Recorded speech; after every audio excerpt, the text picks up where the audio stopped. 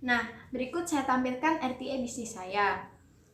Dalam kondisi seperti ini, RTA bisnis saya banyak meraih keuntungan karena kondisi saat saham saat ini adalah bertanda hijau.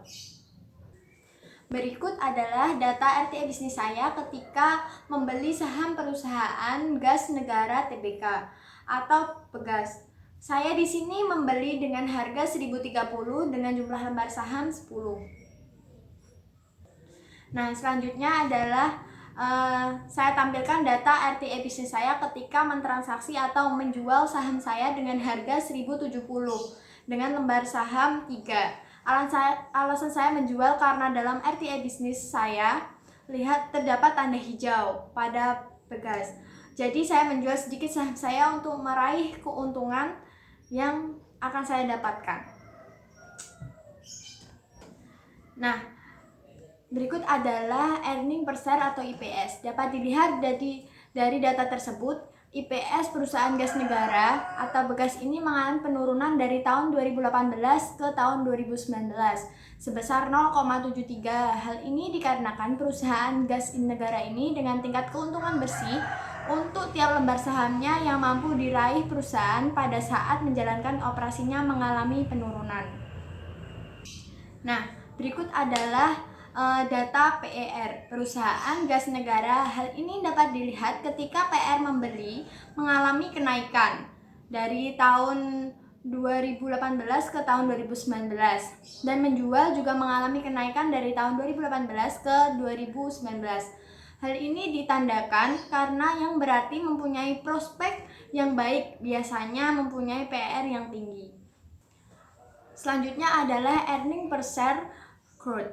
Dari tahun 2018 ke tahun 2019, IPS growth ini mengalami penurunan yang ditandai dari kinerja suatu perusahaan juga mengalami penurunan. Nah, berikut ini adalah data PR growth. Dalam PR growth ini mengalami kenaikan. Hal ini ditandai karena prospek kerja dari tahun ke tahun mengalami kemajuan atau peningkatan. Selanjutnya adalah dividen per share atau DPS. Dividen per share atau DPS ini mengalami kenaikan pada tahun 2018 ke tahun 2019.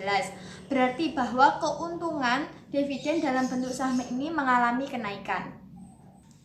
Dari data di atas, dividen yield mengalami kenaikan dalam kategori menjual atau membeli. Hal ini adalah tingkat pembagian keuntungan dari perusahaan gas negara mengalami kenaikan. Nah, berikut ini adalah dividen cover. Dalam data di atas, dividen cover ini dari tahun ke tahun mengalami penurunan. Hal ini juga menunjukkan bahwa per lembar saham mengalami penurunan dari tahun ke tahun. Selanjutnya saya akan memberikan kesimpulan yang ada di data di atas. Kesimpulan dari fundamental ini, perusahaan gas negara ini dapat disimpulkan bahwa pendekatan fundamental ini saham yang ada di perusahaan ini mengalami kenaikan dan saham bisa dilihat atau dibeli atau dijual karena kondisi saham yang hijau.